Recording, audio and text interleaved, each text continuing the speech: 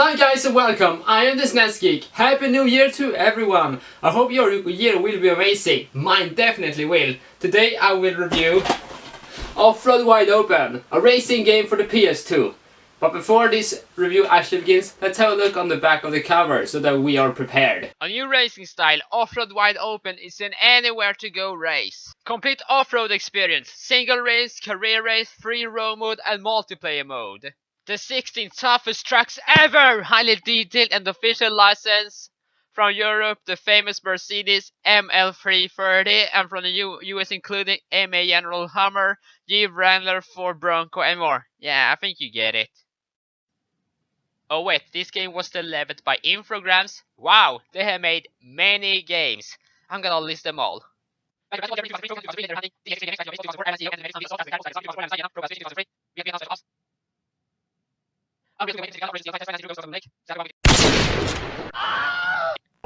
If you were hoping for a Sunday drive, then you are wrong. This game is amazing, this game is awesome, and it makes all other racing games bite the dust. Just kidding, it's just a standard racing game from 2001. Jokes aside, this intro must have looked awesome back in 2001. It fits the game perfectly. As an intro, it does its job really well. Hell, I even bet some people hype the shit out of this game because of this intro. But, hands down, the best thing about this intro, spinning car! Okay, so this game is like an RPG racer. You start off with $30,000 to buy a shitty car, and then you win races to earn more money to buy better cars. It sounds nice, isn't it? Well, you only win $1,000 per race, which means you have to win 30 races to at least get a chance to buy a new car. Why not earn more money per race? I have no idea. Before every race starts, you get an overview of the environment you're gonna race at, but only the environment, not the course itself. But I guess it's not needed because the road is pretty much explanatory. So the main goal, besides finishing first, is to go through checkpoints and get a good time. You have a radar at the top of the screen which guides you through each course. You always start every race at 8th and last place, so you have to be the underdog in this game. So the environment in this game varies from course to course. Now I am saying that the environment doesn't look too bad. Even in 2017, the snowy mountains looks kinda nice. I also like the fact that there are interactions in the environment. You see cars driving on the highway, you drive off-road, or you drive on-road. Now this game was advertised as being able to drive wherever you want, but I said no to that because you have to finish first with any money in each of the races. So it doesn't make any sense to me in this story mode. Personally, I was having fun while I was playing this game. This soundtrack contains licensed bands, so I have to remove the sound. I'm sorry for that, but that makes this game really worth to try out. The difficulty in the first few levels are pretty easy, but if you go off course, catching up to your opponent will be a real challenge. I give this game much credit for that. Okay, so the first course was not interesting in terms of environmental things. But at the second course, that's when it gets fun. There is a part where you fly high up in the sky and you see the sunset, which looks beautiful. This is where the game really shines with its visuals. Okay, to be fair, not everything about this game is awesome. The controls could need some work. It just doesn't feel like the controls are working in the way you want to sometimes. But it doesn't break the game, it just makes it a little more difficult to play. Okay, so in conclusion, if you're a fan of RPG inspired racing games, you should definitely try this game out. With nice visuals and good controls, it is a standard ride to really enjoy.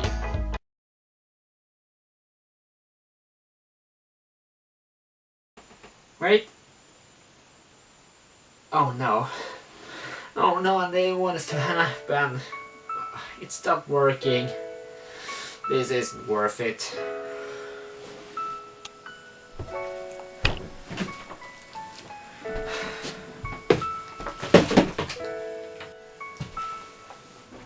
This wasn't meant to happen. I'm so sorry.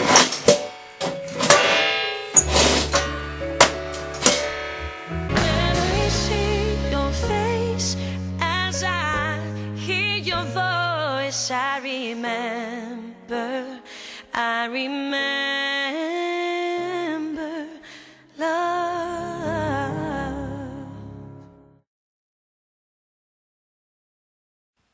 So this game was developed by Oxygen Games as well as published by them. Don't you just love when a game is developed and published by the same company?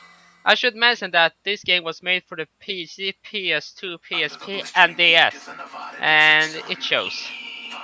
We get an intro narrated by a guy with a Texas accent named Big Baba, and he gives you the rundown. This is already not a good sign. The graphics made for the cutscenes looks like a PS2 game, which makes sense considering this was made for the PS2. That means this is a direct port. Couldn't they have used the console's power to make it superior to the other versions? Well, anyway, Big Baba decides with some friends to start a miniature golf course in the desert. That is the story, and that's what you get. I'm on TV. You do, and that mask looks rather silly, don't you? Dude, you have a bucket on your head. Okay now, boys. Let's keep it clean out there, okay? I don't want to see no spitting, quitting, and no out-of-bounds hitting. You know with me? Yeah. Oh, man. Well, thank y'all very much.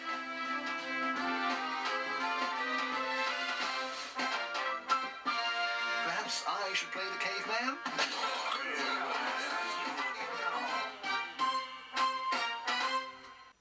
After that underwhelming intro, we get the loading screen, of course. Come on, by 2008, loading screens should be gone, and this loading screen is really freaking long. You can use the bathroom and you wouldn't miss anything. After you have chosen a course, welcome to the actual game. You get an overview of every course before you start, on the loading screen and before you start golfing. The instruction manual has color on every page, and it's clear that they put time and effort into this manual. You will also see the characters in the intro, which are apparently playable in this manual, but I guess in party mode only. All in all, an instruction manual that the SNES Geek gives a thumbs up. This game has two directions for every hole, and one of them has shortcuts, the other one don't.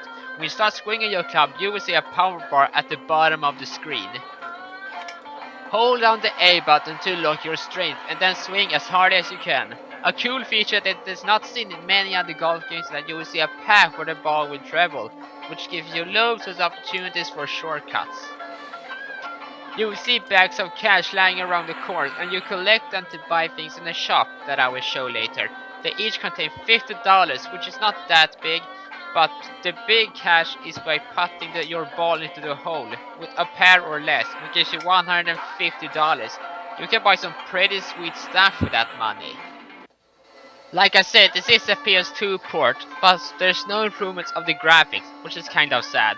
This version could be superior with extra features and more unlockables. The only thing this game got are motion controls, but it's not like golf and Wii Sports.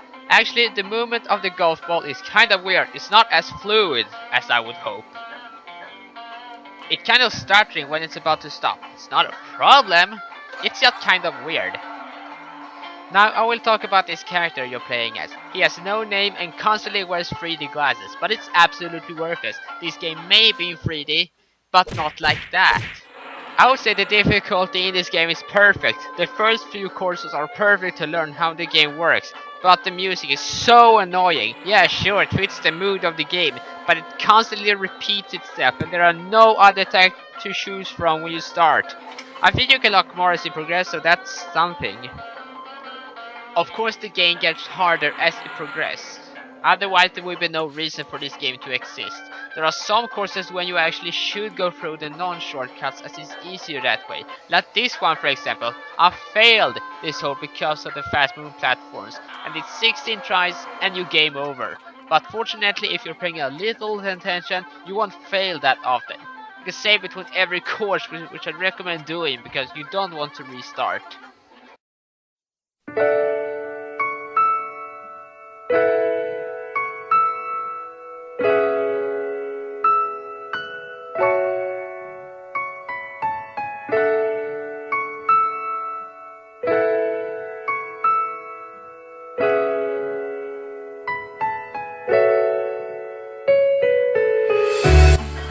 In conclusion, this is just an okay golf game. The graphics are okay, the gameplay is okay, and it's just an all-around okay game. There are better golf games on the Wii, but if you're on a tight budget, you might wanna check this one out.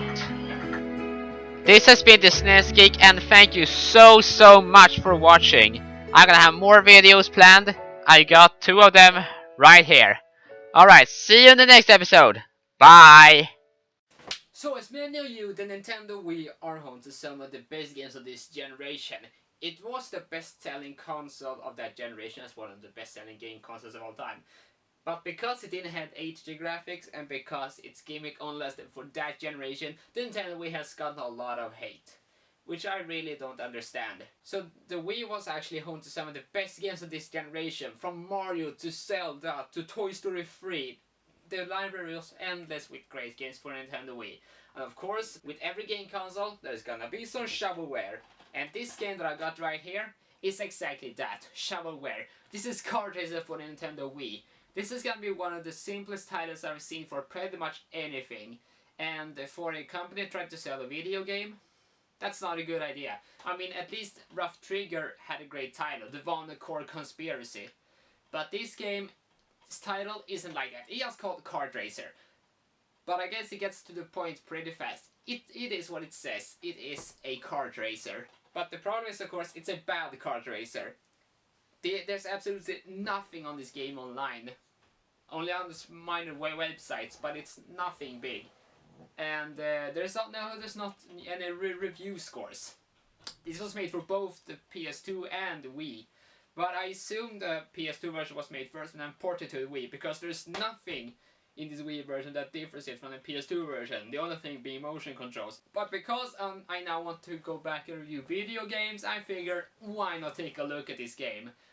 And yes, I did find this for $11 at GameStop once. So enough about that, let's actually take a closer look at Kart Racer.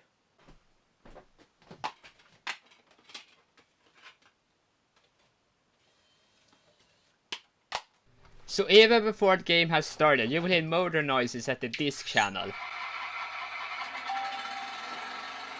And then we're introduced to a very well animated company logo, which I really like.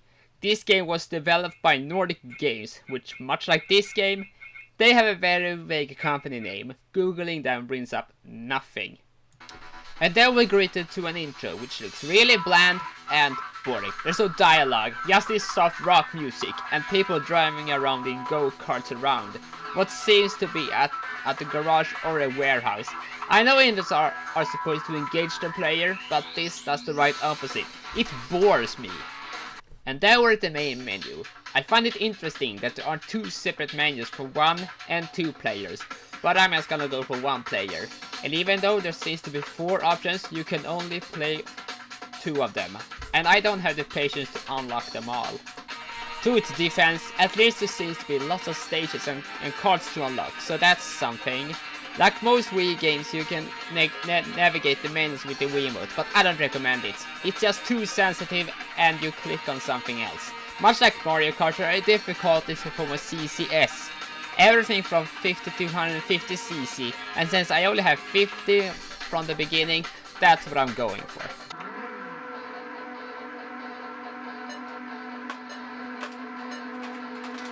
And now the race is on! You can speed up with the 2 buttons, steer with your Wiimote, add a wheel for extra realism. And here comes the first corner and... Phew! That was close. Wait. It sounds like a jet engine when you speed up, which is weird considering you can only max out 50 miles per hour. Where did my opponents go? They're all the way over there? Oh, it's one of those games where the AI is always better than you. The only reason that I think that is the way is because the AI is better than you, because they have basically trained and basically overcome the bad controls. But that doesn't mean that you should be put into a race there when you're completely new to this game and there's absolutely no way you can win. Seriously, you gotta be at top of your game if you want to have even a remote chance of becoming the champion. If it is that way, it's not fair or fun. I'm not so fond of these graphics either. To this game's credit, it looks realistic, but a bit too realistic, mind you. They just look too bland and boring. too realistic for its own good. There are many realistic racing games out there, but at least they offer its own spice and an idea to make it stand out from more cartoony races. This game has nothing new to offer in terms of everything. The cars are just generic, the levels are all entertaining, the drivers say nothing. They're pretty much just robots. And look, all the drivers have driven past me. Well, at least now I can try to have some fun.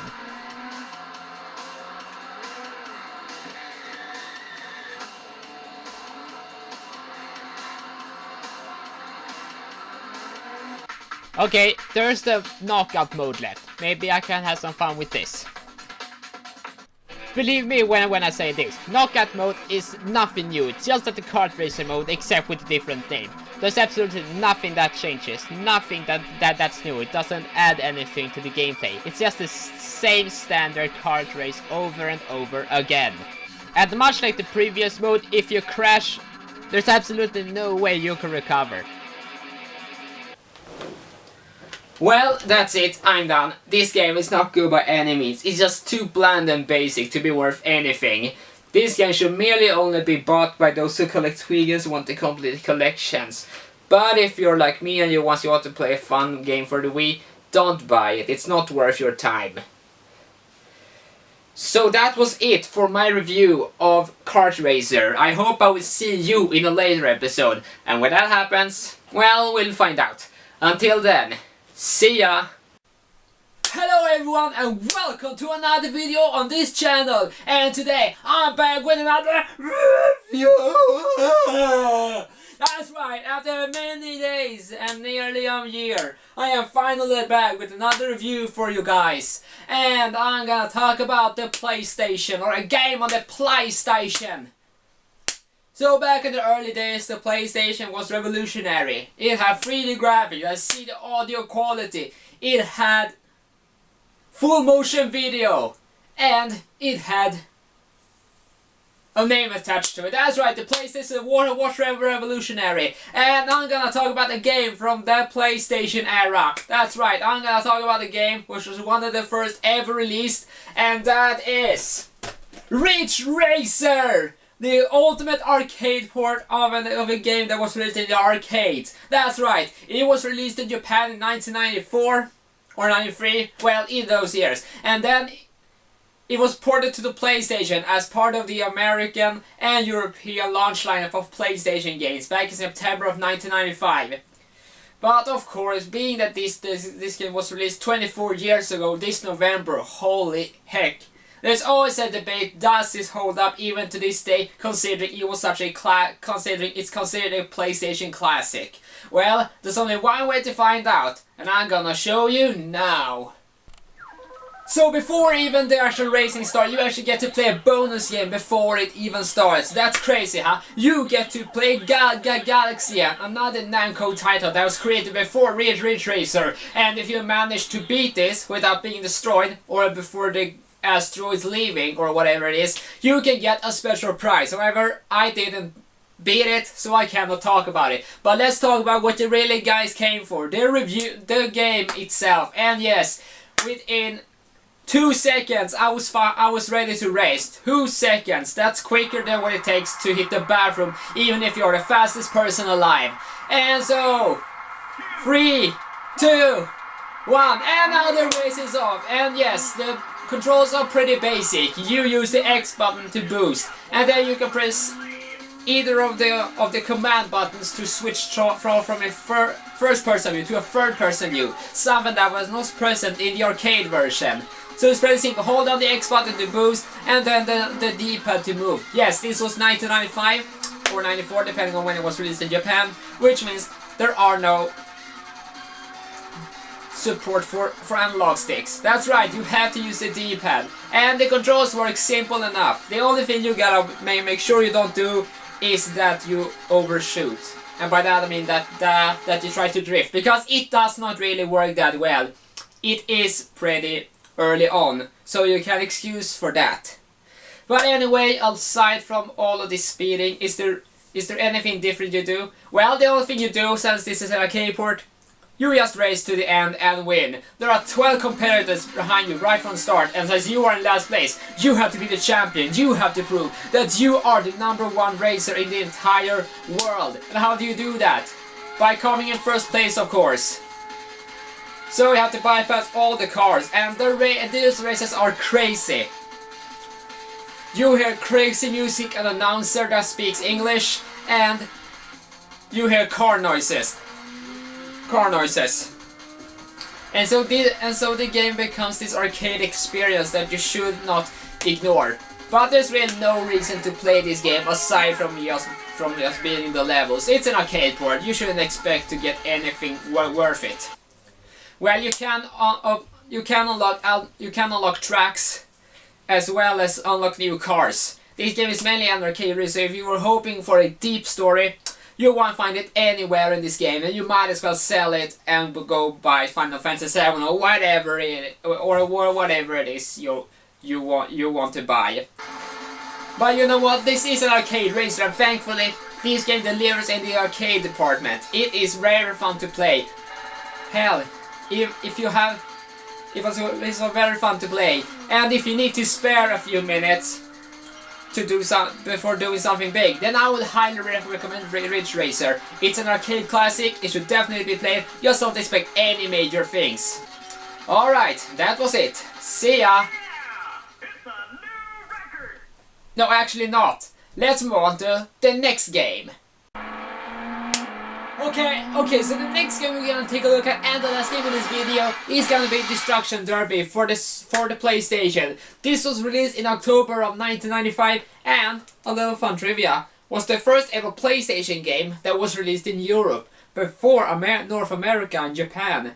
You see, most PlayStation games, if not all of them, was released first in North America, Japan, and then Europe. So this was the first game that was ever released in Europe for the PlayStation first, and then the other regions later. Okay, so the game is a car destruction game. After you choose your car and the track, you are now ready to go. Much like in the previous game, Ridge Racer, you're playing this game by holding the X button and the D-pad. However, what was different about Ridge Racer is that instead of racing, you are crashing. You're crashing into your opponents as much as you can, so to make sure they crash. You can play different variations, but Wrecking Racing is the mode you usually go for if you want to play this Destruction Derby. And the Wrecking Racing, it's kind of flawed, because you are racing at a racetrack that goes round and round and round. Not necessarily you have to crash cars, but you just can't crash, you just can't bump into them. No, you gotta crash into them, make them spin around, make them do something that has a significant damage. And only then, if you do so, you can inflict damage to the cars, and therefore get the points which you need to get first in every race. And it's kind of flawed, because you have to at the same time keep a first place, but at the same time keeping your car intact. And considering how slim these tracks are, it's pretty tough to keep your car from destroying itself. But hey, you can always. But hey, like I said, it's an arcade style racer, and thankfully there's no reason to play this game if you're going for the story, much like with Ridge Racer. So if you want to play a game from a genre that's highly underrated or not even looked at all, I would actually recommend Destruction Derby, because it's a fun enough game and it can be pretty enjoyable for the right people. So that was it for this video. Thank you so much for watching. If you want more, consider subscribing, and I'll see you all in the next video. And I promise I will try to get out a new review soon enough. I promise. Alright, with that said, hey there, bye bye.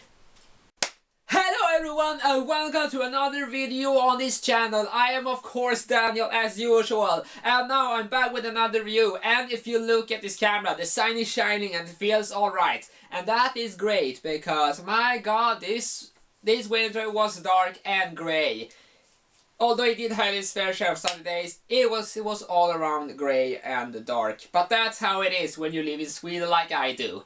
Alright, so if you've been following my channel over the past 5 years, that's right, it's 5 years since I started out doing YouTube, which is insane, holy crap. You might notice that I have only posted one review last year, in 2018. That was like the worst review year for my channel. So I decided to compensate for that. So I'm gonna try to upload a new review every 2 Fridays if my energy allows me to.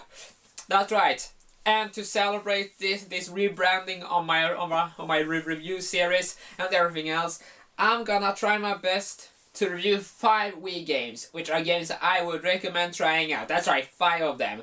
So you know what to do. Like this video, comment, share it with a friend, and do all of that jazz and jazz. And if you like, consider subscribing. If we can reach 10 views within 1 month, I will be very happy. So without any further ado, here is 5 Wii games that you should play. Okay, so the next game we're gonna talk about is LEGO Star Wars: The Complete Saga. If you ever wanted to play the ultimate LEGO video game, this is the game to get. You play through episodes 1 through 6 in LEGO form, and it builds upon the engine which was introduced in the second game. And adds a ton of new features, add new playable characters, it adds flair, it adds extra things to all the previous levels. It's just a complete package in LEGO video games. And believe it or not, it's actually outclasses many of the LEGO video games released after this, since it was the first, and it was also something that became somewhat of a legacy in LEGO video games. If you want to try out a LEGO Star Wars game, then LEGO Star Wars: The Complete Saga is the one to get. So the next game we're gonna talk about is Klonoa. This is a remake of a PlayStation classic, which was overlooked upon its release, but now has become real expensive to check out. So you play as this guy on the front, Klonoa. He's like a rabbit thing, yeah, I don't know. This game is a platformer, and the objective is to get to the end of each level by defeating enemies and jumping. The graphics are really cute, it's really poppy, the music is really good. It's made by Namco, or Bandai Namco, sorry. So you can definitely tell that Namco knows how to do great games on a console. It's highly recommended if you love platforming. And it has a great story, great characters, and all just the overall great package. So, highly recommended. Okay, so the next game is Ghost Squad for the Wii. This is an arcade port of an already existing game. Or this is a Wii port of an existing arcade game, released in 2007. I unfortunately had to tell you that the story is nothing to talk about. It's just a generic story about saving the president and saving someone generic. But hey, you don't play the game for the story. You play for the gameplay. And my god, this game is so good! You use the Wiimote as a gun, and your objective is to complete a specific mission while finishing secondary missions on the go. And if you are skilled enough, then you can get the top score. You can also upgrade your weapons as you go along, obtain new weapons, obtain new outfits. It's overall just a perfect arcade port of a Wii port of an existing arcade game. So if you want a perfect arcade game in your house, buy Ghost Squad. Also, connect your Wiimote to one of those gun accessories. It will look so cool. Alright, so the next game is gonna be Tomb Raider Anniversary. What's unique about this Wii version is that it's got extra events which was not included in the other versions. And for some reason this Wii version has a flashlight, something that's not present in the other games. It really makes me wonder why that is. I have absolutely no idea. So overall, Tomb Raider Anniversary is a game you should definitely try out. It has great graphics, updated gameplay elements, everything is updated. And even though this came out in 2007, it looks good even to this day. Highly recommended.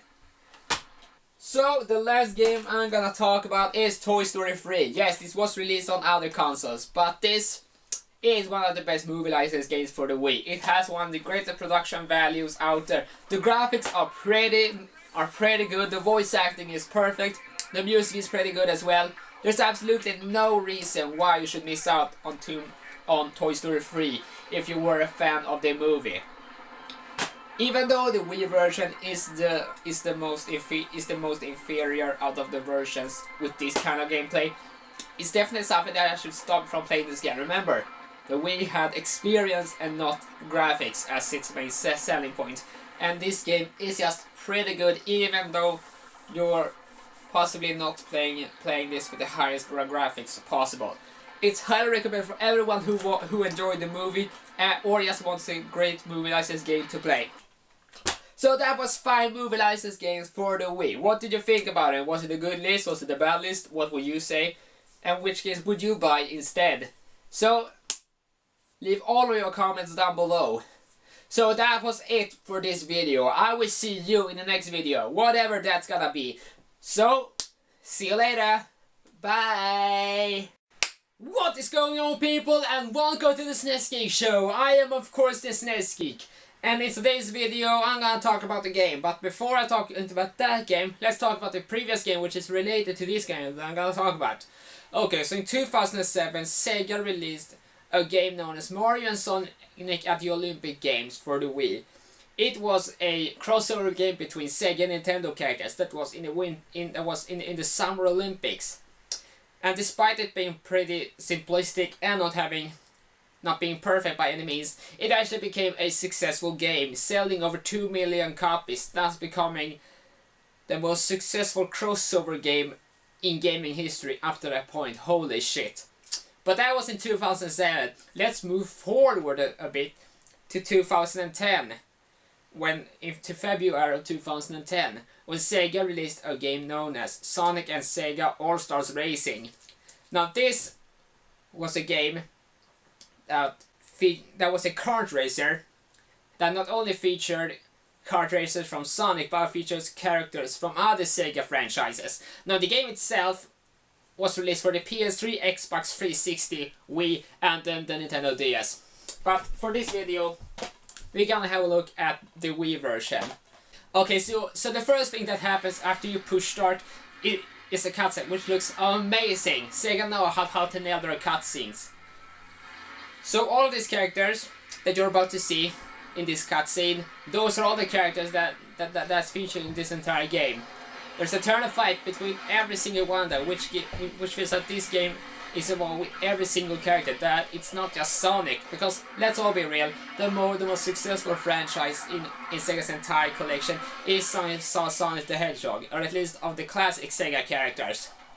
There are Sega characters that has only had like one game in total, or hasn't really had too much in recent years that appears in this game. Everything from Crazy Taxi to Virtual Fighter to Somebody Amigo to Billy Hatcher and the Giant Egg.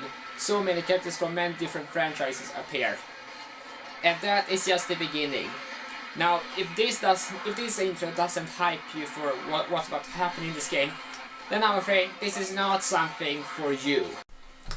And so, after starting up your profile, you are then introduced to the character selection screen, and this is where you get to see all of the characters. Yeah, there's actually a lot of there's actually a lot of characters that are already unlocked, so it's not like everything is unlocked from the start. You have to earn points by completing each race. But if you look at the character roster, there's a lot of characters to choose from, and as a bonus, you can push the A button while you're at the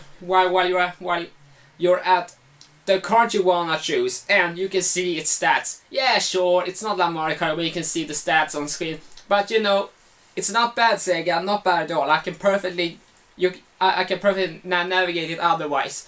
And so I'm choosing Knuckles, and after that, you are finally at the starting line. And of course, since this is the Wii, a kart racer, you have to use your Wiimote sideways and then steer thanks to the gyroscopic function in the Wiimote. 3, 2, 1, and now we're off! And now this game is much more crazy than Mario Kart, because even though you're playing at 50cc, it's almost like you play 100cc. Now this game is way more... It has way more action than Mario Kart. If you start off at 50cc in Mario Kart, it's pretty tough to come last.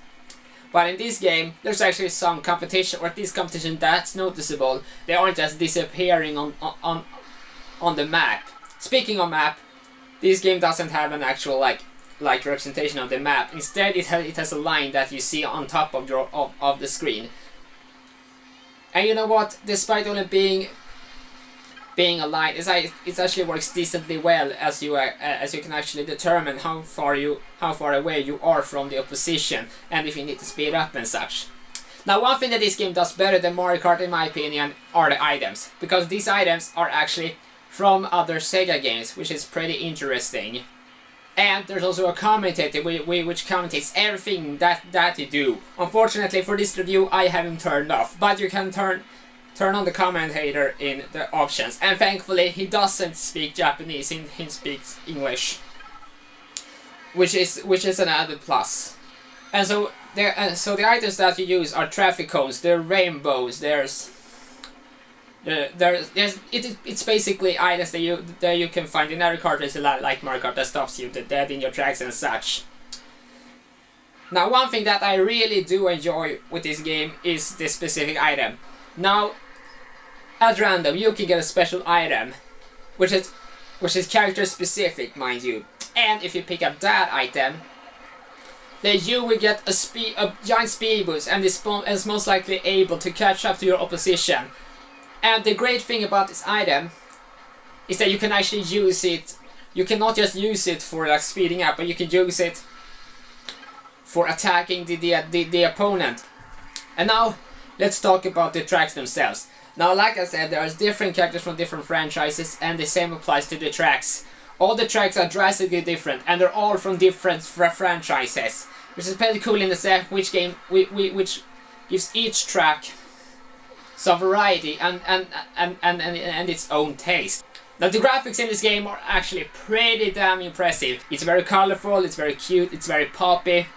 It honestly feels but you cannot really complain, because it's Sega we're talking about. They're the masters of graphics. That's growing strong even to this day. And so that was everything I had to say about Sonic and Sega All-Stars Racing. Is it any good? Of course it is. And with lots of content and lots of unlockables, there's absolutely no reason to not buy this game. But also, one more thing.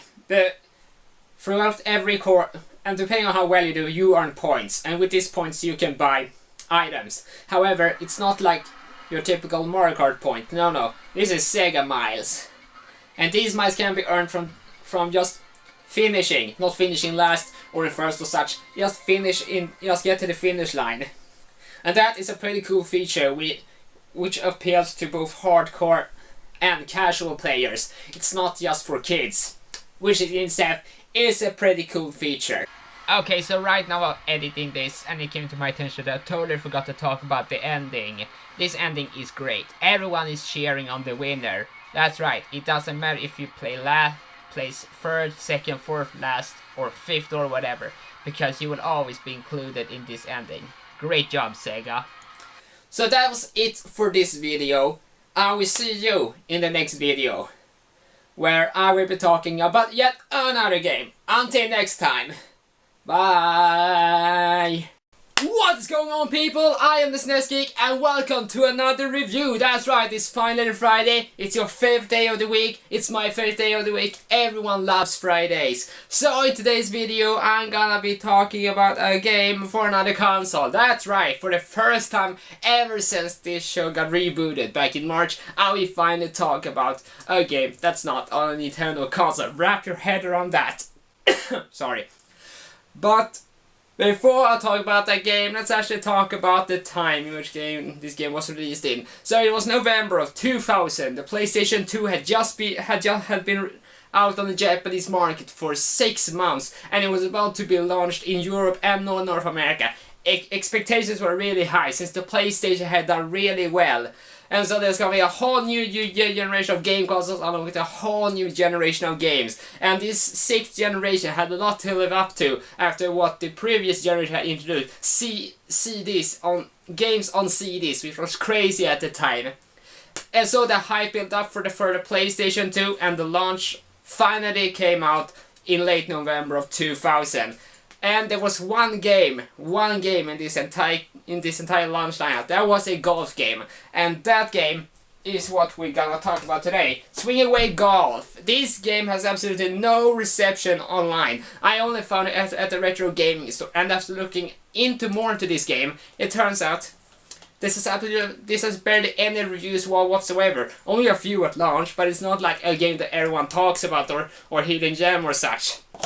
It's just a standard golf game, but I was curious to pick it up since this is the first golf game to land on the PlayStation 2. So does it live up to the legacy that the PlayStation generation introduced with golf games? Well, let's find out. Okay, so like every game up to this point, it had to open up with an FMV, and this FMV really confuses me because I just don't know what this game wants you to sell it to be. Is it a cartoony golf game or a golfing simulator? Because one, the characters have like a cartoony art style, but then they look real like actual humans, and while there are computer effects which are obviously cartoony, I just don't know if this wants to be a cartoony golf game or a simulator. It really is off-putting where you cannot really determine what type of game it's gonna be once you actually watch the intro. I mean, our intro is supposed to engage the player. Okay, so now we're out at the golf course, and now it's time to play. And this is where one of the worst things of this game happened. The frame rate is effing down the drain. You seriously look at this footage here. Just look at this footage and see what you see. The only thing I saw was like 20 frames at max, maybe 30. It's really weird because in a golf game, if you want to progress, if you want to get the least number of shots on a course, then there had to be a precise timing system, so you actually know, oh, this is where I hit the button. But no, it lies as heck, and you have to, I just don't know when you're gonna push the button to actually get your club going. And the thing is, it differs depending on how long you are on the course. I can't really tell. This is basically the graphics. It's really simple. The only thing that moves are the characters. The only thing that moves are the characters. And these golf courses are just covered in trees. I mean, yeah, sure, there are pictures in the background, but you don't exactly like, you don't really like come to these pictures. You just see them in the background, and it just feels it's pretty lazily put together. As for the caddy, well, like I said, there is a caddy, but you don't really need to listen to the caddy because you have a minimap on the side, and then you can pick your different golf clubs, and it doesn't matter where you are because you will always see what you need on the screen instead of listening to the caddy. And that kind of defeats the purpose of having a caddy, because a caddy should inform you and let you know, oh, this is how you're gonna do it. This is what you should do. Not just pull like comments. Yeah, sure, you can listen to them. But if you want to get good at this game, you just have to play the game yourself. The caddy might as well not even be there. And even if they were to give advice, it's so silent and so insignificant. It's just not worth trying to like listen to them.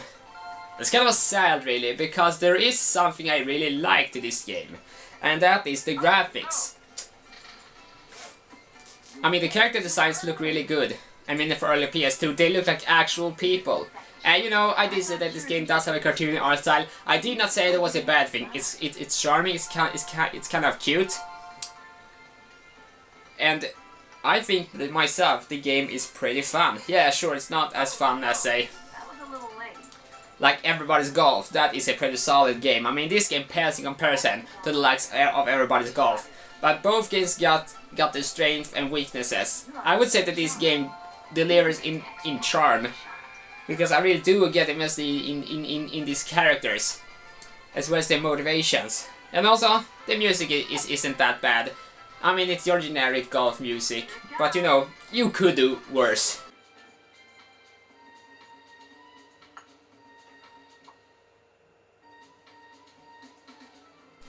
Any other golf game out there. It has its charm, it is pretty decent, but it also is held back and very flawed, mostly because of the frame rate. So that was this review, guys.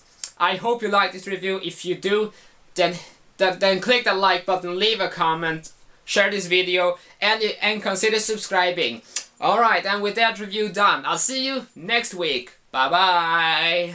What's going on, people? Welcome to SNES Geek Show. I'm the SNES Geek, and now I'm back with another review. But for this review, I will not talk about a game. No, that's just too little. In this video, I'm gonna talk about something that's very close to my heart. Something I received a few days ago, and as I'm playing it for about these few days, I figure it's time to do an overview of what I want to show you.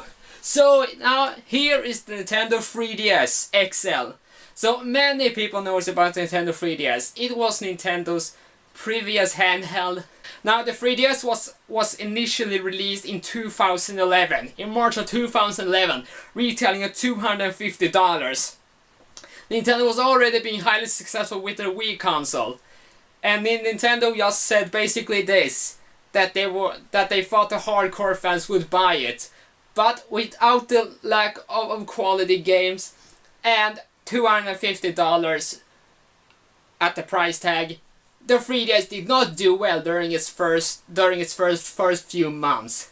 It was actually when Nintendo decided to cut the price on the 3DS and include a pack-in, and those that bought the 3DS very early on for the $250 price tag will get a special bonus. They would be allowed to download 10 GBA titles for free on the 3DS, which, you know, it's kind of fair for those that bought the hardware early to at least get some kind of bonus. They were nice about that. But when the 3DS initially, but like I said, it didn't do very well. But with these changes, add a packing game and lower the price, the 3DS finally took off. And the packing game also became one of the most iconic games on the 3DS. Super Mario 3D World, a platform that everyone has talked about. And if you're gonna start off with the 3DS today, in 2019, then that should be one of the first games you should get. Yeah, sure, there are many of them, but that is the perfect starting point. It has pretty good graphics, the 3D is top notch, and it's overall just a pretty good Mario game on a handheld. And considering the handheld itself had considerably higher power output than any other, graphically, you could finally achieve true 3D platform that you couldn't do exactly the same on the Nintendo DS. So yeah, there you could turn on the 3D like that. And despite it being the main selling point initially, it was eventually scrapped. It was still included on the 3DS, but it wasn't like a main selling point anymore. Now it was the games. And let me tell you, there are a ton of great games on the Nintendo 3DS. There's JRPGs, platformers, races, first-person shooters, action, everything you could possibly imagine. And there's even Sims 3. That's right, Sims 3 on the Nintendo 3DS was the one game that absolutely everybody went crazy for. Not really. To be honest, the 3DS launch lineup was pretty weak. But really, these games weren't really that good, especially since the only Nintendo produced game at launch was Pilot Wings Resort, which in itself is not a terrible game, but when you consider the later games, it falls pretty flat. As recently, there has been 3 different models released of the 3DS. First, there is the standard 3DS, which is this one right here. This is what the world was introduced to initially. It's a slightly bit larger than a DS, than a DS Lite. There's no GBA slot, and that was something that the original DS and DS Lite had, which is not present on the 3DS. And then there is the 3DS XL. This is my favorite version. This is where I jumped in. I love beefy handhelds, and this is a handheld that I absolutely love. I play a lot of 3DS games on this one. So, and then there's the Nintendo 2DS, which was a 3DS without the flip. Yeah, it was basically just a screen. It was just one giant screen with some buttons strapped onto it. It's kind of weird when you look at it, and it's undoubtedly the cheapest model of the 3DS that you can get. And the 3D effect is gone, so it's really a 3DS for those who wants to experience the 3DS without actually wanting to spend the money getting a 3DS and don't really care too much about 3D effect. And then there is the new 3DS, which was another 3DS that was pretty much the same thing as the XL, but the cartridge slot was moved to the bottom, and there is also a second thumbstick. So that was pretty much it for the new 3DS. Of course, in 2018, on 2017 or 18, Nintendo launched yet another version of the 3DS. That was the Nintendo new 2DS XL. This is the most current version you can buy the 3DS right now at stores. It's being retailed right now for much less money than on Nintendo Switch.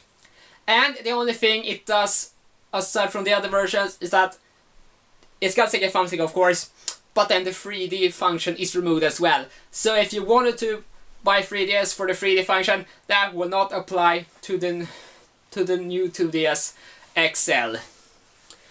But of course, there are tons of games and tons of versions of the 3DS that you could buy. And if I were to recommend any version of the 3DS, go for the original or the XL. Yeah, sure, the 2DS and 3DS XL may be a bit more powerful, but they're also more and more expensive. You can find the original 3DS and the 3DS XL for pretty cheap. I myself have the 3DS XL, and that works just perfectly fine. Just look at this thing. It has a 90% larger screen compared to the original. Here, just for comparison. Look. The screens are different. And now it's much more comfortable to hold. Especially since I like beefy handhelds. And with over 800 games and many versions to choose from, the 3DS is definitely something you should consider today in 2019. And even later, the 3DS will always be an amazing console to collect games for and buy and enjoy and such. Okay, so this was not a game review, it was a hardware review. If you liked it, then like this video, share with a friend, comment, and consider subscribing. So with that said, I will see you in the next video. Bye bye! What's going on, people, and welcome to another video of the SNES Geek Show. I'm of course Daniel and the SNES Geek, and now I'm back with another episode after 2 weeks. And for this video, I'm gonna talk about that video game, but before that video game happens, I'm gonna tell you about Sega, you know, the game company. So back in the 80s, around the 90s, as well as the very early 2000s, Sega was developing console hardware. However, due to several mistakes like the Sega Saturn 32X and Sega CD, Sega stopped developing hardware back in the early 2000s. And one of the biggest IP was created by Sega, Sonic the Hedgehog. And so with the cancellation of the Dreamcast in 2001, Sega was now of their own. Now they were only making software, and they were now ready to publish games on other consoles. And so the very first game developed by Sega, well, Sonic game developed by Sega, was Sonic Adventure 2. Well, the first Sonic Adventure without to be released on the Sega console, since it wasn't there. So it received very good critics from across the board, and it has become a classic ever since. And then in 2004, Sega made another Sonic game, and this time it was gonna be the first on the PS2 and the Xbox, and that game is, drumroll please, Sonic Heroes! So this was released in 2004 for the Xbox, PS2 and GameCube, as well as the PC. So this was the first Sonic game that did not receive critical acclaim. It actually received mixed critics. And after since this game's inception, there are some people that like this game, but mostly it is considered a bad game. I got my copy back on my birthday back in 2013. And as time has gone by, I haven't really played the Xbox a whole lot. That means not the Xbox version. So it makes me wonder exactly, is the Xbox version good or is it terrible? Did I just remember wrong? Well, let's find out. So starting with this game, it opens up with the computer generated FMV. Sonic runs who knows where when Tails and Knuckles show up and Sonic receives a letter.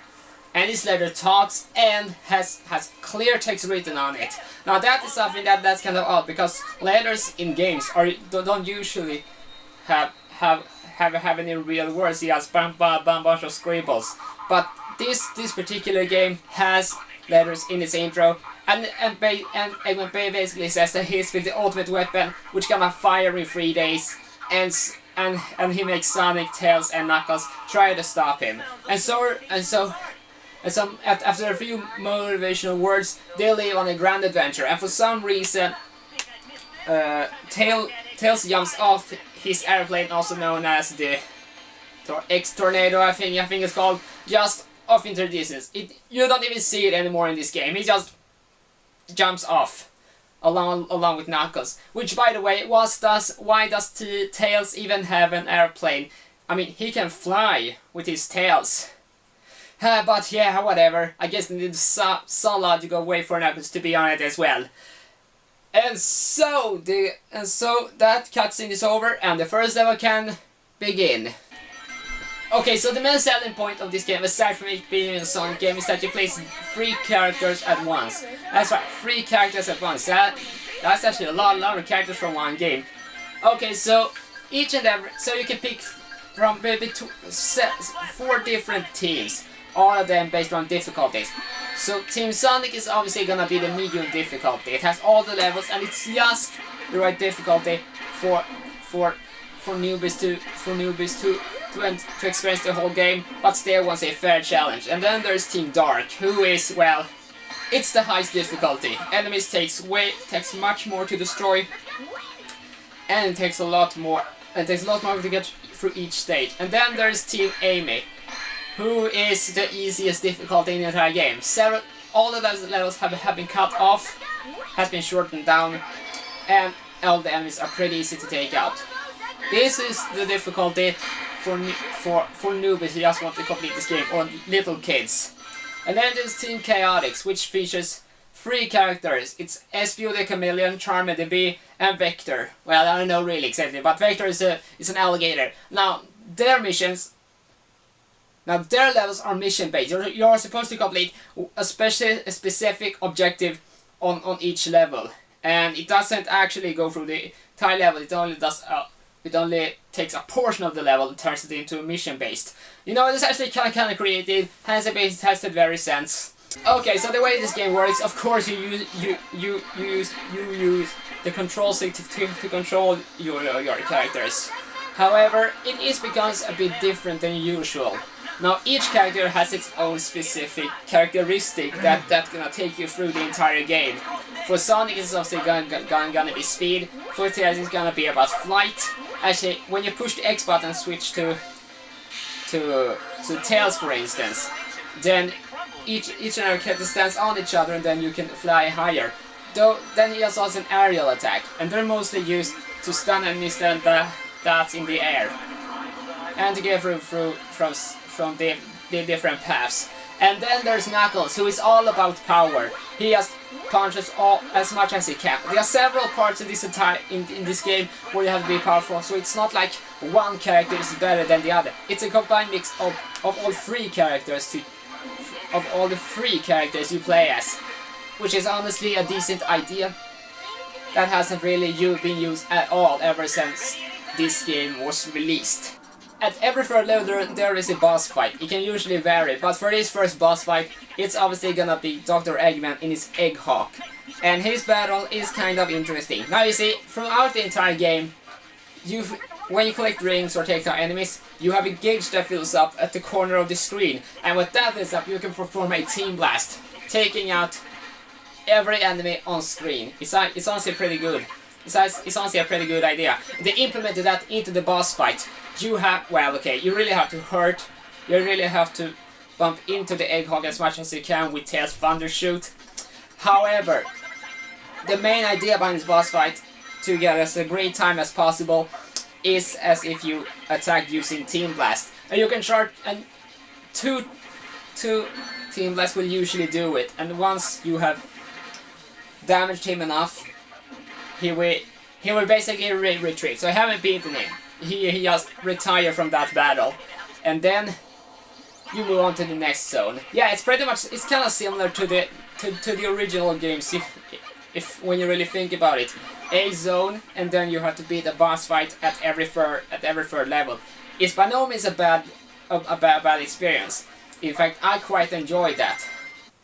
And you know, it really is a diverse Sonic game. You really have to get a hang of the tactics this game provides you with. Yeah, despite what plenty of Sonic fans say about this game, I actually kind of enjoy it. Yeah, sure, it has its flaws. However, you can look past these flaws. You can overlook those.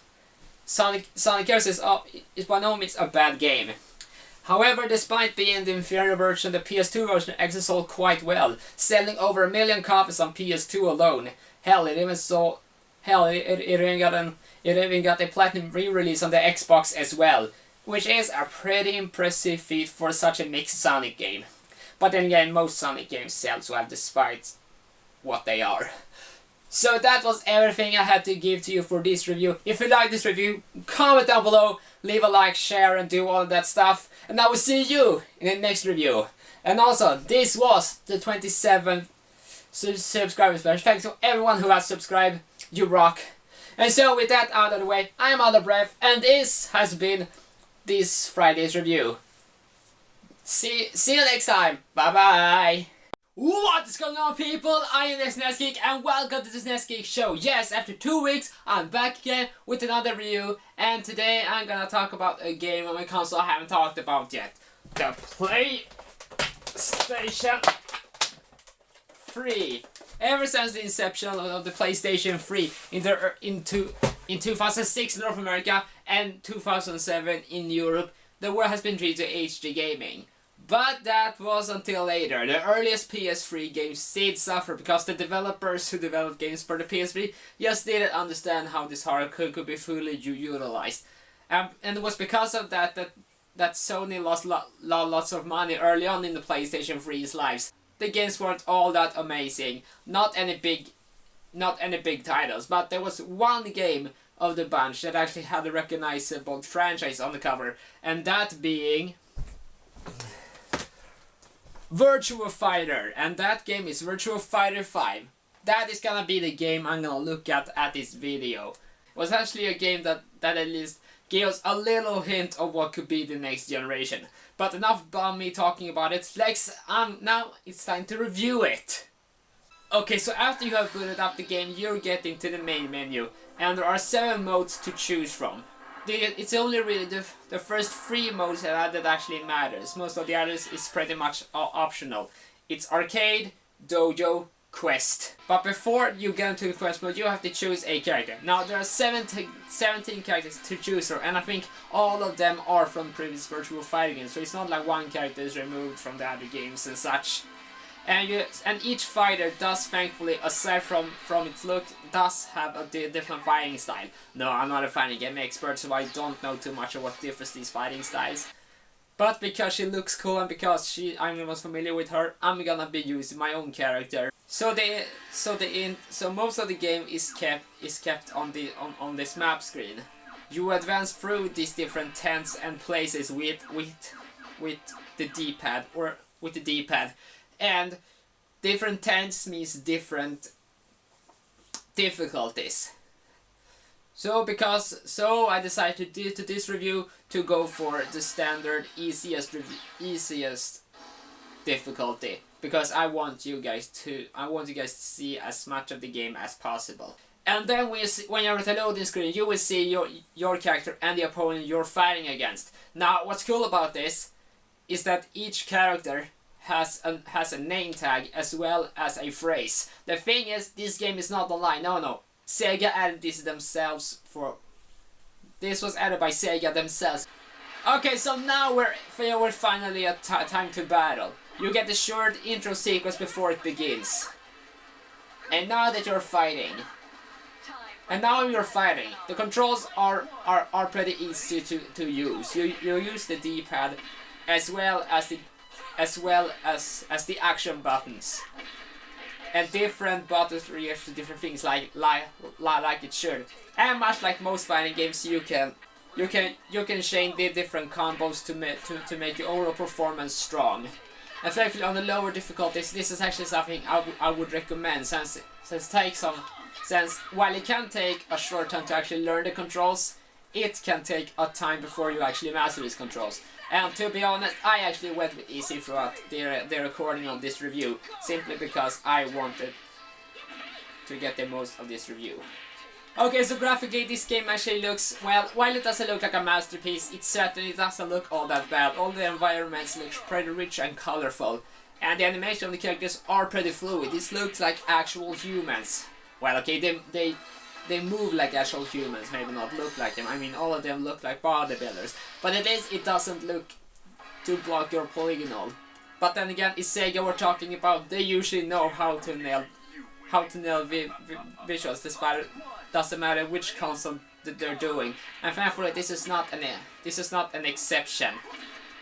The music is pretty good as well. It's typical fighting music, but thankfully it doesn't become repetitive or annoying, which can be apparent in other games.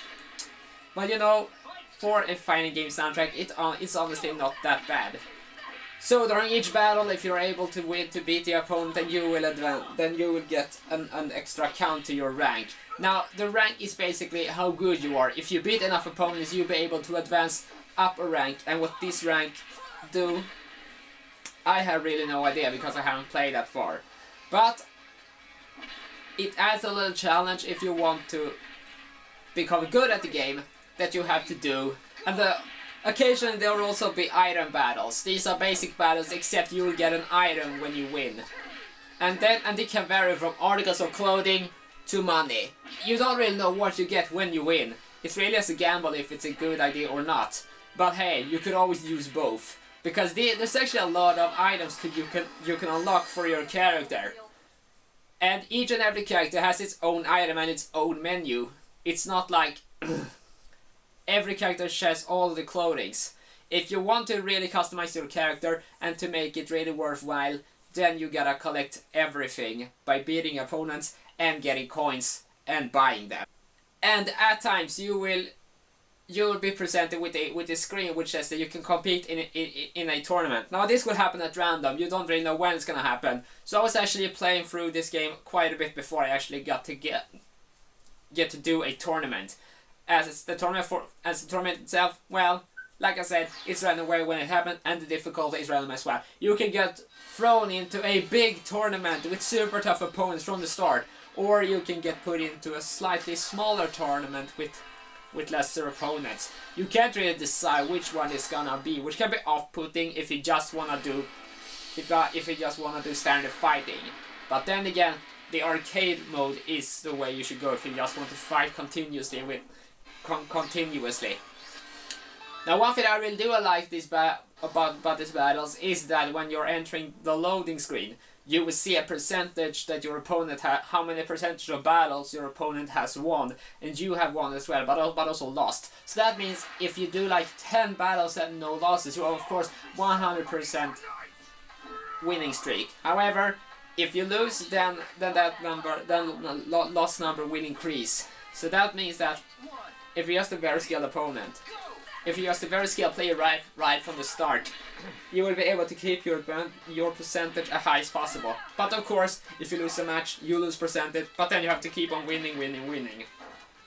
However, I do believe that you cannot achieve 100% a 100% winning streak after you've lost your first one, since that is 100.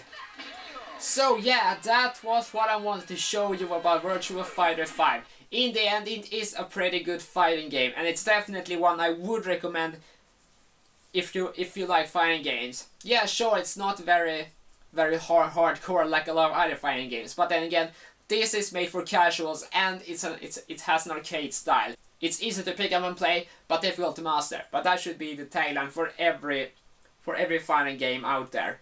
Okay, so that was my review of Virtua Fighter 5. What did you think about it? Did you think it was good? Was it bad? Was it meh? Comment everything down below.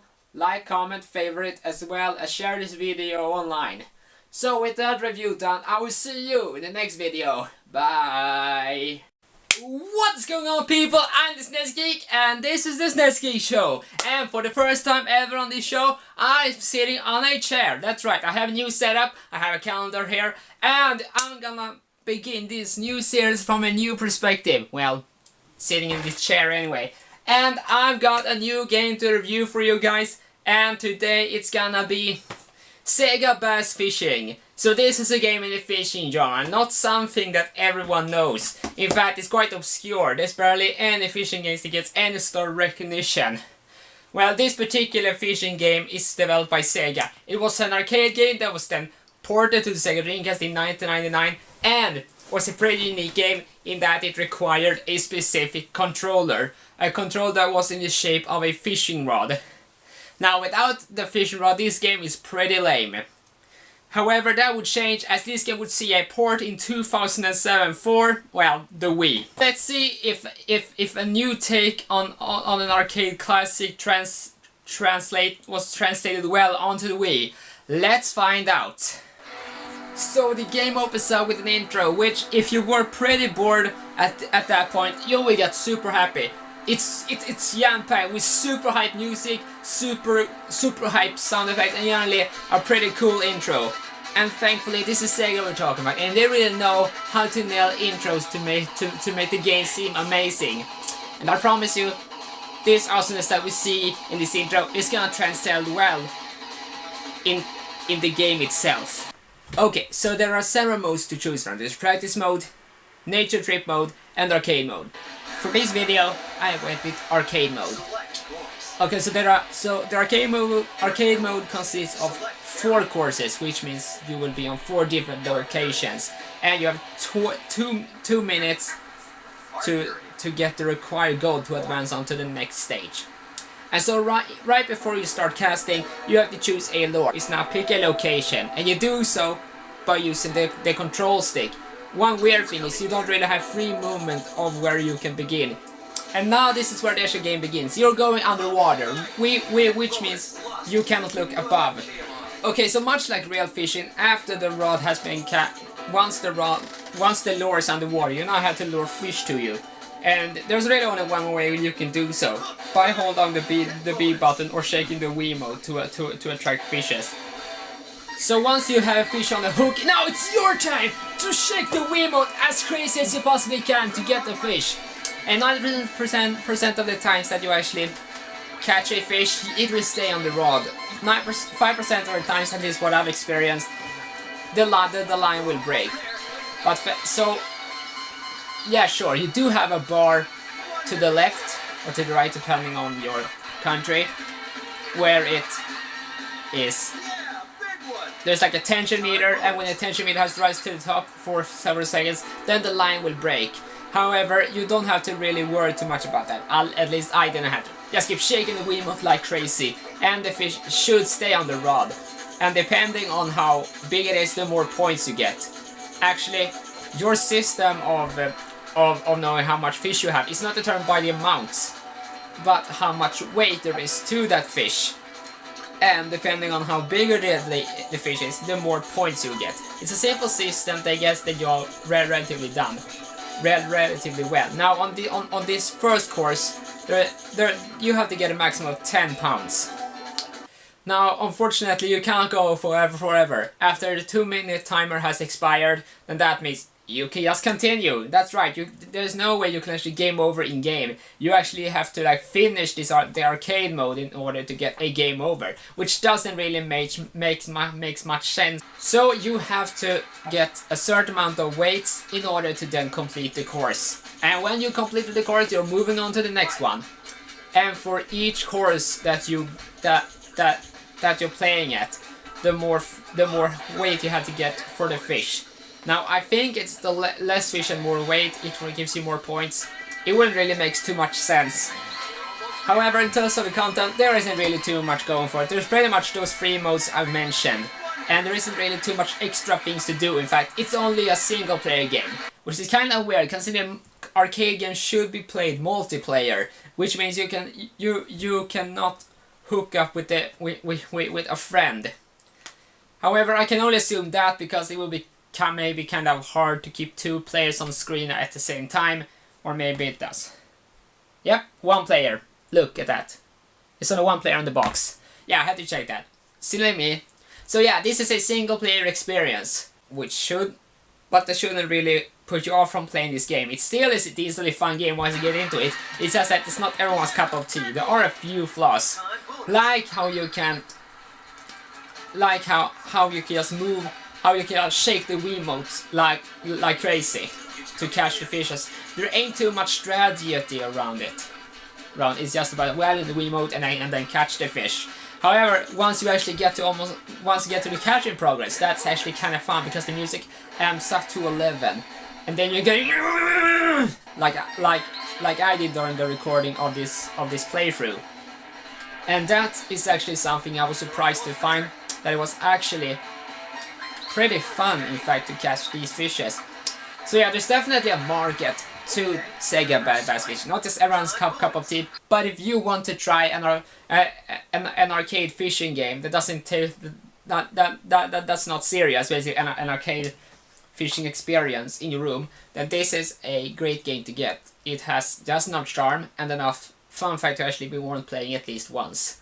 So that was it for this review of Sega Bass Fishing. I will see you guys next time when I will review whatever it's gonna be. Bye bye!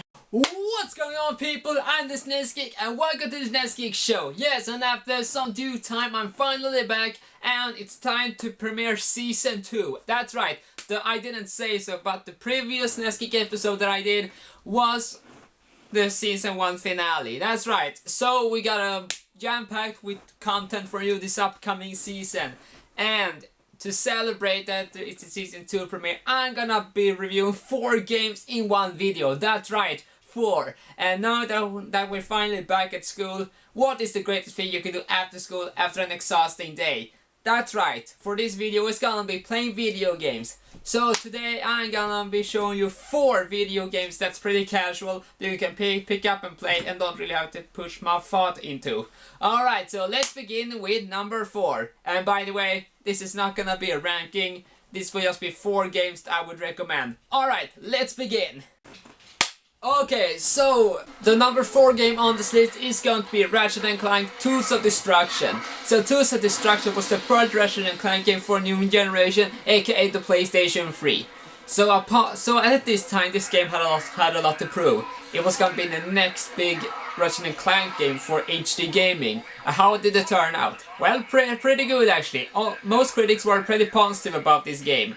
And it was actually I actually have a bit of a history with this game, as this was the first ever video game I ever bought for my PlayStation 3 on that same day. And I did not regret it. I completed the game in a few days and I haven't played it since. Alright, so this is your typical shoot 'em up where you shoot enemies, buy weapons and progress a story. Now what's great about this game is that it has a big emphasis on the story. Yeah, sure, the previous games did have the story, but it was more, it wasn't really as much of a focus as the previous games. You didn't have to play through the story to actually understand this game. You could just play this game without really getting into this, without being invested in the story, and that is a positive. However, someone who developed the game really knew how to balance the story with the gameplay to make it mix into a perfect experience. It has a lot of new weapons, great characters.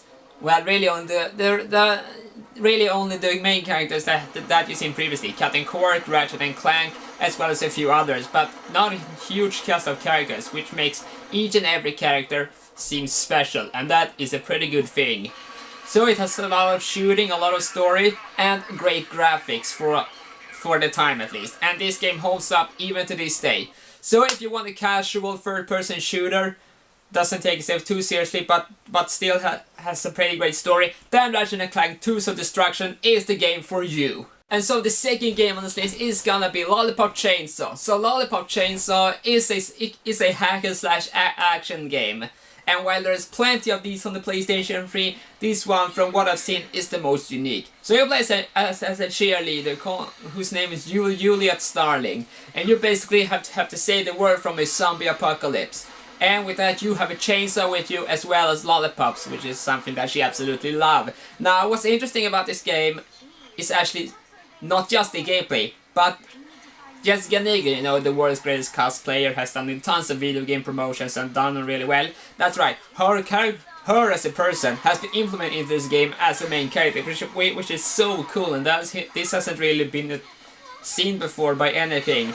I mean, well, mostly cosplayers, those professional cosplayers, has done video game promotions to promote the video game, but aren't exactly involved in this game. But the developers of this game, I can't remember their names, pretty much took her person, model, whatever you want to call it, and implement into this game. So you technically play as Jessica Nigri, and the story is pretty silly.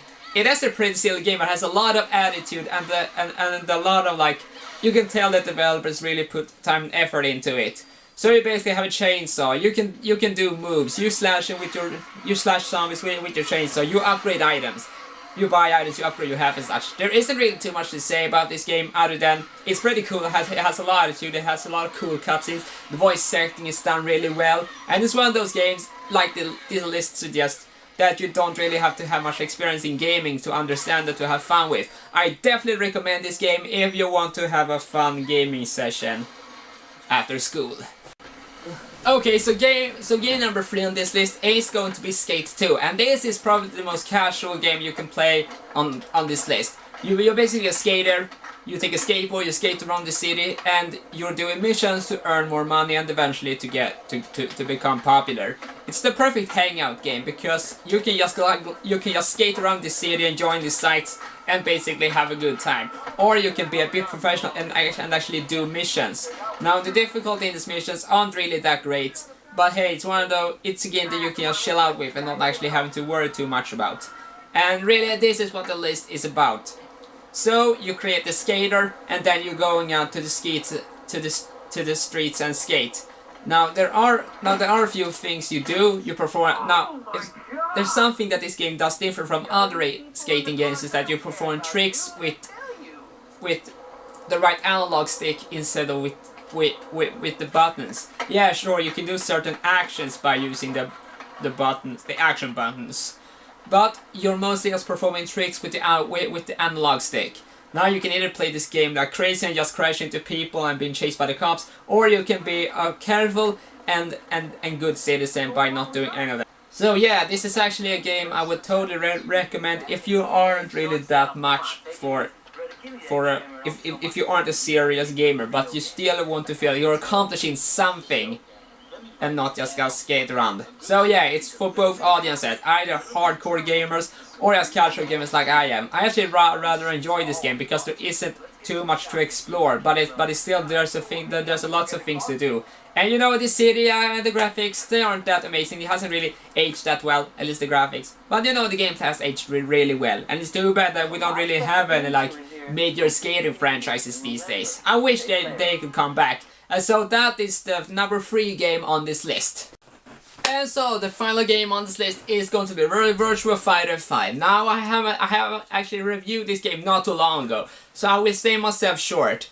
It has pretty good graphics for its time. It has an awesome feel. You truly feel like a fighter, and thankfully it has an arcade feel, which doesn't really forces you to be like at the top of your game like other fighting games. It's honestly like a pretty good fighter if you aren't really that much into fighting games, but you still want to play a fighting game. And since it was released in 2007, actually being one of the first launch titles for the European launch, it has a lot to live up to. And thankfully, it does receive good critics across the board. And I would personally really recommend this game to anyone who wants to do a fighting game. It has a lot of features. Well, really only like 2 features that matter. And of course, it's got a quest mode, arcade mode, and the free play mode. Now the quest mode is where you'll be doing most of the fighting, but arcade mode, well, you can do a lot there. But unfortunately, all the characters are unlocked from the start, so it's not like you can like do some get great things from the arcade mode. No, the quest mode is where it's at, and thankfully, you partake in tournaments, you partake in regular battles, so you can choose different arcades depending on your difficulty. And there's actually it's like an endless fighter, and I love that. There is actually, you really pretty much only keep fighting until you die, but until you're dying, you're not actually you're not stopping. And during a few battles, there's item battles, there's like coin battles. There's actually some variations of battles that's gonna appear as you play this game. So yeah, it's recommend. Yeah, so yeah, and after a long day at school, it's just fun to sit down and play a fighter that doesn't take itself too serious, but serious enough so you wanna keep playing. Alright, so that was all the games I have to offer in this video. Now, do you have your own games you want to play? Comment down below, like, favorite, as well as share it with your friend, and comment down below. Alright, so that was this video. I will see you in the next one. Bye! Merry Christmas, everyone! The time has finally come to enjoy the holidays with your friends. And when you have friends for Christmas, you gotta give them something, isn't that right? Well, I'm gonna give whoever my friend is Donald Duck Quack Attack on the PlayStation 2. But of course, before we do, we gotta check it out to see if it's quality. So let's do this shit. Okay, so much like all versions, this game opens up with an FMV. So the story is simple. Donald Duck and Gladstone as well as Januari is about to watch a news report where Daisy is the host. And she has somehow gotten into the Temple of Murloc to spy on some mysterious machine that he has made. But unfortunately, she's noticed and she's been taken hostage by him. And the cameraman too. Yeah, I don't really know what happened to the cameraman, let's just say he died. And so both Donald and Gladstone is gonna go after Daisy. But because this is supposed to be a competitive story, Gladstone jumps through the portal first before Donald has a chance to do so. And so the portal is out of power, and it's up to you now to go through 4 different worlds to locate all of the things needed to power the portal to get to Murloc's temple. That is the setup, and that's what you're gonna get. Now, I would actually complain about the story being too simple, but you know, for this game it actually works. It feels like a plot for a Donald Duck cartoon or some sort of Donald Duck movie, so I don't really mind this intro tune. Also, this FMV looks pretty good for 2001 as an early PS2 game. You're starting off at a place where you can go through to the different worlds. In this case, it's Duckburg Forest. And when you enter, you see 4 different levels in each. Just go through these garbage cans and you will start the first level. So the first level of this game, and it's a tutorial level. It's pretty easy to navigate through. You just have to get from start to finish. However, there's actually quite a few things that differentiate this game from Crash Bandicoot. For once, there's actually a reason that you have things appearing in this level, because your nephews has programmed gears into this computer program, whatever it means. And that means that gears appear in this level, and 100 gears equals an extra life. There's actually quite a few more things this game has going for it. Let's go through them all. Like for instance, collecting gears just doesn't mean that you get an extra life. It actually contributes to a feature that's kind of neat. If you manage to collect 5 gears within a second, then you will get a letter added on that you will see on your screen. Once you have managed to spell out the special word, then I will let you know what happens when you exit this level. Needless to say, it actually does give you a reason to collect these cogs and not just for an extra life. Another neat thing are these hiding spots. Whenever you have super happy, basically have the happiest face on your health meter, you can then punch a wooden shack or a stack of wood, and you'll be able to enter a secret passageway, which contains gears as well as a golden thread. If you collect 10 of them, then you'll be able to unlock a new outfit. Unfortunately though, these outfits don't really affect how the game is played, so it's pretty much just a visual difference. It would be pretty cool if these outfits gave you different abilities or change your moveset, but unfortunately it doesn't. It's just there for show. Oh, and there's also some 2D levels. Unfortunately, they don't really add anything. Now it's just a 2D platformer. It controls just the same as the 3D levels. That's about all I got to say about them. Alright, so at the last level of each and every world, then you will get a hand chased after you. Now, at this first time that that this hand will appear, there's a cutscene cutting back to the lair. Well, Murloc basically wants to stop Donald by like I said, sending out this giant hand.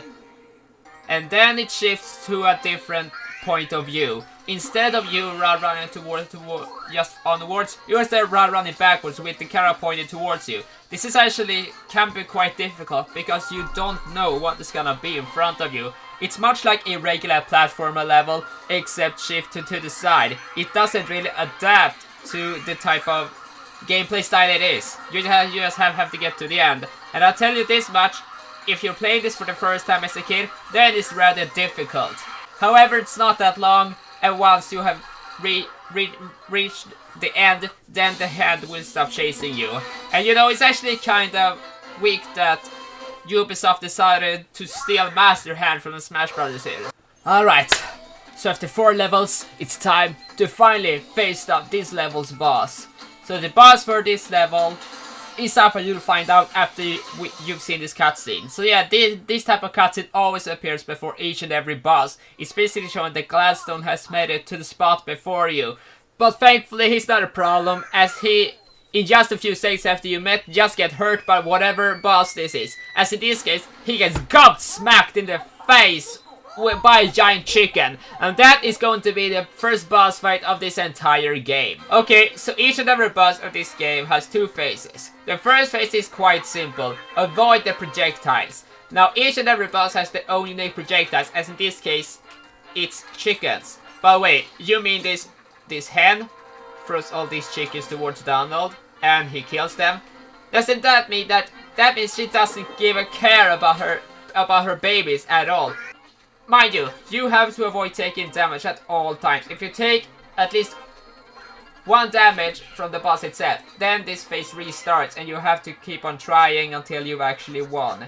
This actually puts some pressure on the player, because that means that you have to basically do this boss flawlessly without taking, like I said, any damage. However, because this is a kids game, it's not the hardest thing, and after a while the chick is defeated. However, I will admit that it did take some time for me to actually win. However, after you've won, then you're putting down this teleporter in the ground, and then you power up the teleporter, which allows you to travel to the next destination of this game. In this case, Duckburg.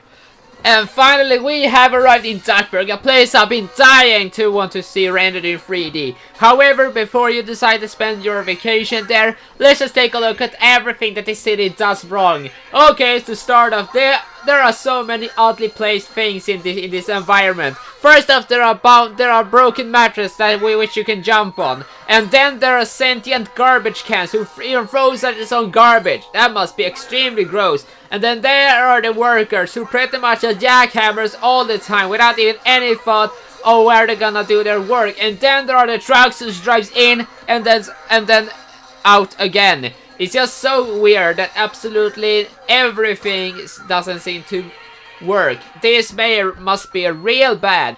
But hey, maybe he became a mayor because he was giving out birthday presents to everyone on the street. But naturally, because this is a video game, Donald's taking them all for himself.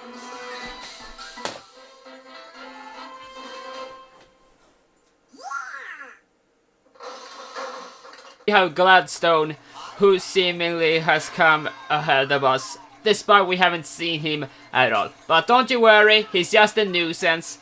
The real fight starts now.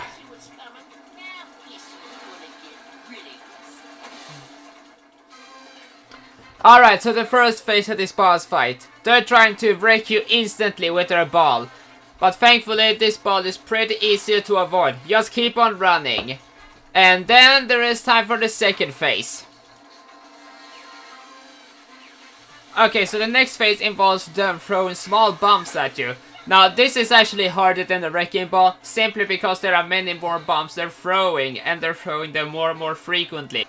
And not to mention, they're also using their wrecking ball in combination with bombs to get a chance to kill you easier. Now this is actually a pretty genius idea from Ubisoft, because now you have to guide the wrecking ball towards their crane, while at the same time avoiding bombs. It's actually lays up some kind of strategy that we haven't seen in too many platformers, even at this time.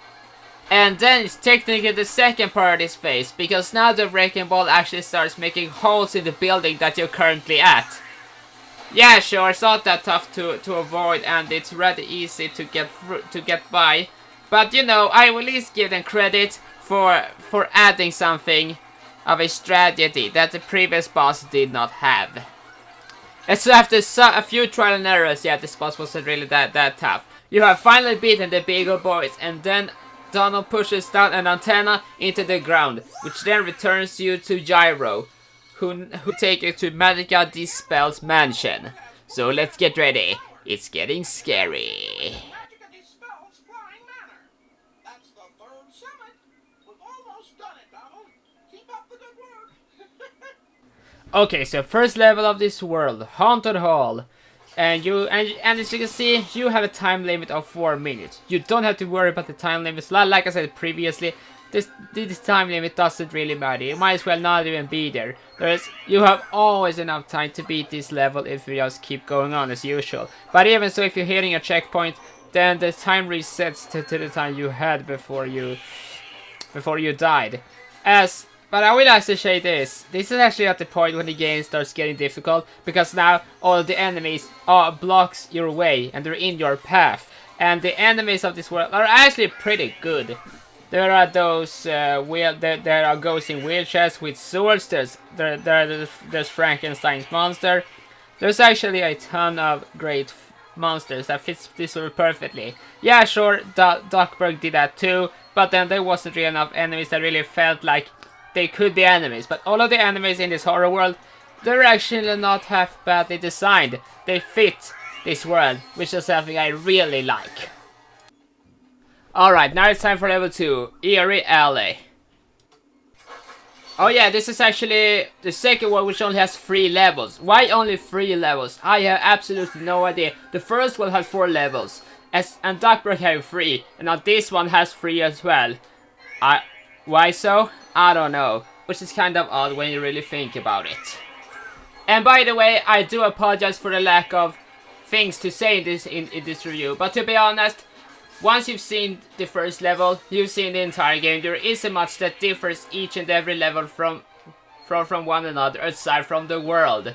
That makes it kind of hard to go into a more detailed review. At least I cannot do so. Alright, now it's time for another boss fight. And much like the other boss fights, it starts off with the cutscene. And basically, somehow Gladstone has made it before you, even though we haven't seen him at all. But as soon as you're arriving, this entire structure falls down, and it finds a nickel. However, that doesn't make too much sense. Isn't he supposed to be a real lucky guy? I mean, just finding a nickel after falling down, I don't really consider that luck. And oh my god, something is definitely up with Magica's voice actor. Just listen to her. It sounds like she has smoked 50 packs of cigarettes. Coattails. Now, prepare to do battle with the all-powerful Magica. And after that out-of-place voice acting, this fight can finally begin. And this is actually the easiest boss fight in this game. First off, her projectiles that she shoots out, there's basically just rays of magic, and you can just see their shadows on the ground and just run away from them. They're actually pretty easy to avoid. And then to make matters much easier, after that phase she starts throwing skulls at you, but you just need to knock them back at her. So yeah, as you can understand, a pretty easy boss fight. And with that done, she is eventually defeated. And this was only on my first try. But of course, before this is actually over, we get a hilariously funny cutscene, because she just, well, it looks like she's drunk and she's just swinging around until she eventually falls down. This fight is over. And now we can finally enter our final destination, Murloc's Temple. And the first level is Temple Entrance. And thankfully Ubisoft actually made the last one pretty fun to play through, because the platforming is actually difficult this time around, but not unforgivingly difficult. You still wanna try, but when comparing to the previous platforming of the other worlds, this is night and day. And you know, considering this is a temple, it's still pretty damn cheerful and the music is pretty damn good. Needless to say, I'm stunned of how like big of an improvement it was over this world. And the enemies are actually pretty damn creative. There's ghosts, there's idols, and then there's something that's outright disturbing. Donald Duck's nephews as sentient dolls. What's with this game and sentient objects? I hope they're not the real nephews just turning into dolls. Hell, there's even a platforming section which I failed at. Because you have to basically time it. Now this is actually the only part in this game where you actually have to have timing while jumping. And then it's the very last level of this entire game. And it's against Master Hand. This is actually the most difficult Master Hand stage in this entire game. There's a lot of platforms and enemies that you have to avoid. And thankfully, since I'm pretty skilled at gaming, I was able to pass through. However, something interesting I discovered while running through this level. If you're able to run into this secret entrance and find a golden thread, then this hand won't notice you. However, as soon as you exit, he'll catch up to you. And now, it's finally time to face off against Murloc. But before this hilarious cutscene, and somehow that idiot Gladstone made it here before you. How did he do that? I have absolutely no idea. Okay, so out of all the fights in this game, I would definitely say that Murloc has the toughest boss fight. At least it's somewhat challenging and you need some kind of strategy in order to succeed. Now he turns into a tornado and it's pretty easy to avoid. However, something that does happen after this tornado, he actually turns into 4 different copies and only one of them is real. So you have to pretty much guess. But if you can spot differences, he's pretty damn easy in this phase. Now I actually will admit that I actually died a few times, but hey, that is supposed to be the idea of a final boss fight. It's supposed to be like this final challenge after everything you have learned, and now you're gonna use every bit of skill you have left and all of the strength that you have gained through this journey. And now, it's time for the epic conclusion. After Donald beats Murloc, his planet explodes or transforms or whatever. Where basically, he becomes a baby and then floats down a lava river. But we don't have time to worry about the child. Instead, the only thing we're gonna worry about is make sure that Donald and Daisy actually makes it back to Gyro's lab before it's too late.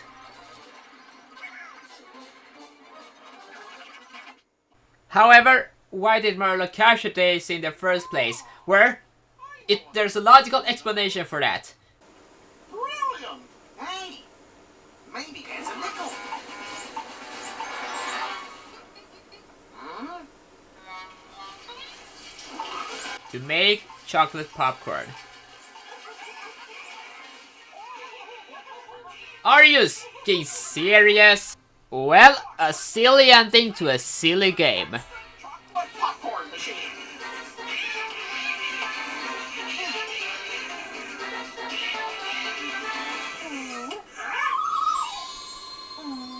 Donald, thank you for rescuing me. You're my hero. Well, given how she acts in the comics, I doubt she actually mean that. But oh well, that is the end to this game and the last game review of the 2010s.